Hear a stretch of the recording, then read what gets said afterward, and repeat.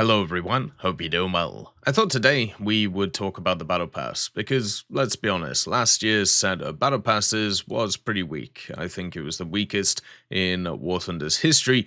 The Battle Passes have been reducing in content over and over and over again, and I think it's now time to switch things up. They don't necessarily have to add new vehicles, they don't necessarily have to add in new content, but I think there has to be a general shift in how the Battle Pass is seen. The Battle Pass, as a general venture, is a way of getting veteran players to continue to play the game and to get people hooked in doing the dailies and doing the specials and doing the challenges instead of focusing on the standard grind, which in general is actually quite a good system. I think it's helped a lot of people kind of focus on what's going on. One of the problems with the Battle Pass, though, is since it has lowered the amount of content that's in it and replaced it with not as good content, with stuff like the boxes and other things that have turned up, what has ended up happening is it's actually having an adverse effect where it's putting people off the game instead of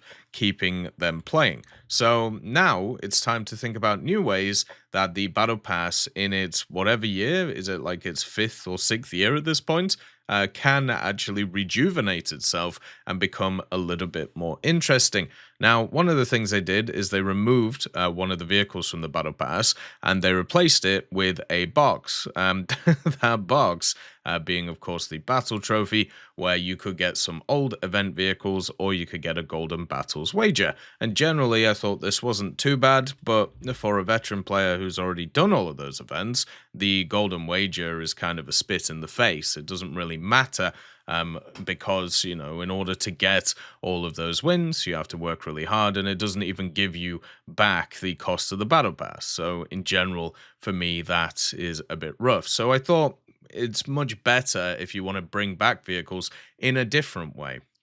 So if you want to bring back previous Battle Pass rewards, which I think should be done, by the way, especially ones which are generally not seen as that good, or ones which, haven't had as much impact as maybe they should have, maybe they could just bring them back in the Warbond shop. You have 6 premiums which are on sale in the Warbond shop every time, so you're able to grind them out, which is really cool. But at the same time, a lot of them are pretty low in rank and not really that useful. What if they actually brought back old Battle Pass prizes and stuck them in the Warbond shop for a simple or a similar amount of Warbonds? This would mean that you would be able to get access to different vehicles that you'd want access to, and also it doesn't change the amount of effort that Gaijin has to put in. They straight up just have to put in the box, and there you go, done. They could even have the little blueprint sticker on it as well, which they do for all of the other vehicles. This would cost absolutely nothing and would basically mean that people get access to vehicles that are hard to get access to.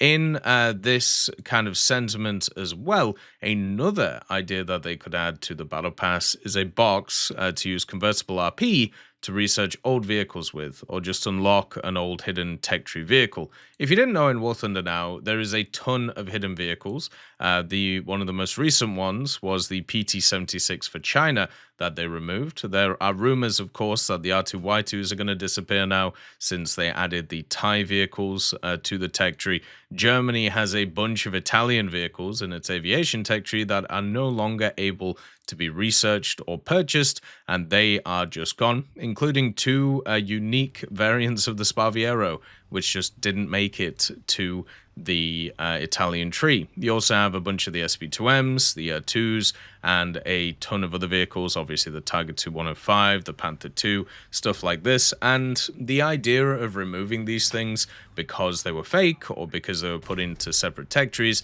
is a very archaic idea, especially when you look at other areas of the game which have different sets of rules. So I thought, why not every Battle Pass have an option where you get access to a box. If you unlock it with Warbonds, you would be able to pick a specific vehicle that you would want to research, and it would be a vehicle that they've removed from the game. Because most of these vehicles, they still update, by the way. They still work on even though they're not available for everybody, because of the fact that they are available for some.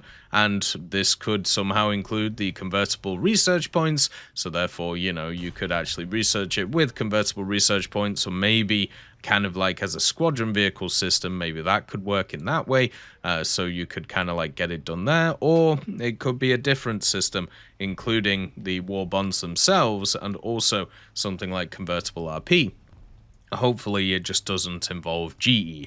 That would be the main thing, because these types of vehicles are not available to anybody. You can't research them, they're not on the market, they're not anywhere, so they're just hidden from people. So this time, I think, especially in 2025, it's been many years since some of these vehicles have ever been seen by people. It's time to bring them back. And I think the War Bonds and also the Battle Pass, which is kind of a seasonal event, would be a good way of doing it to bring back these types of vehicles. You could also just grind out a coupon for a low-tier event vehicle. That could be something as well in the War Bond shop or in the Battle Pass itself, just adding something so you could rejuvenate a specific vehicle that maybe isn't available on the market anymore, or maybe is something which is quite low price, so therefore people could get access to it, or they could sell it if they wanted to later on, which maybe it wasn't an option previously, that it wasn't available as a coupon vehicle, such as something like the MB151 that they just recently did.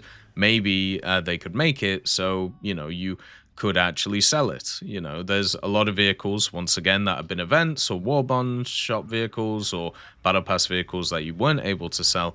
Maybe this is something you could do. And then obviously for console players, you could exchange that coupon for either another vehicle or the vehicle itself, so therefore you could sell it. I think in general that could work, or not sell it but keep it, and you could pick which one that you wanted. Another one would just be bring back a box with the historical weekly decals in it.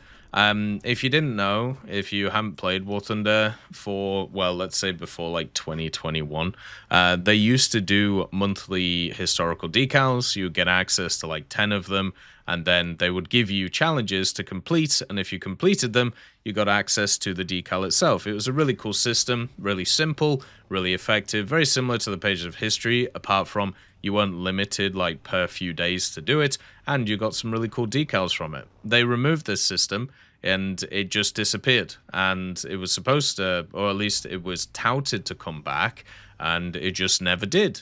So those historical weekly decals, which were available for a lot of people who played back in the day, are now no longer available for people to grind out. So I think in general, what they should do is they should bring them back, whether it's in a box on the Battle Pass in the Warbond shop, or whether it's in a different area. That is something that should be focused on. The next one is voice lines. Voice lines have been improved massively in War Thunder over the last period of time, which is really cool. It's the part of the game which I feel like needed a little bit of rejuvenation, and they've done a fantastic job. But now we have an interesting scenario. So you have all the new voice lines for ground, air, and even naval.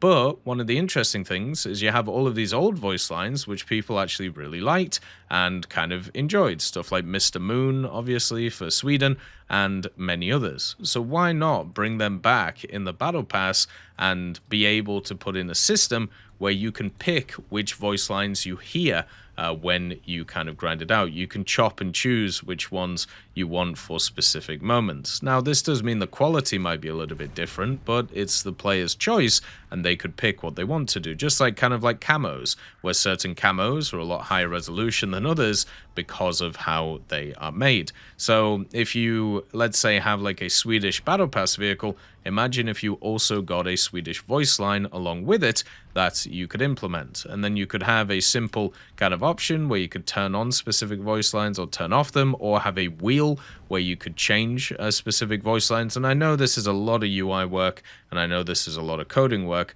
but then you could also implement the system in events, or even for pre-order bonuses for premiums. You could do like unique voice lines or whatever it is, and that would be really cool. Now, there's a bunch of other ideas, like, avatar stuff we've talked about, but I'm going to wait until that stuff starts coming into the game.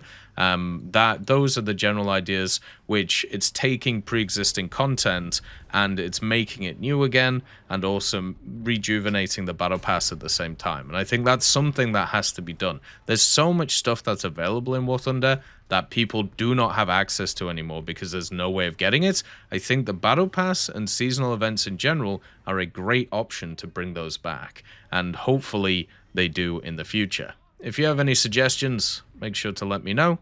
And as always, I hope you have a wonderful day, and I'll see you next time.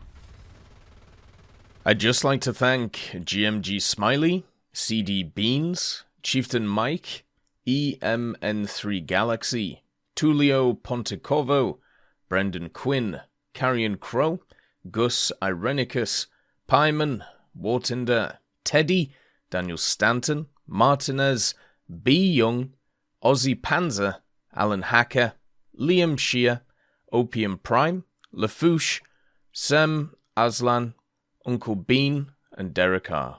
for supporting the channel.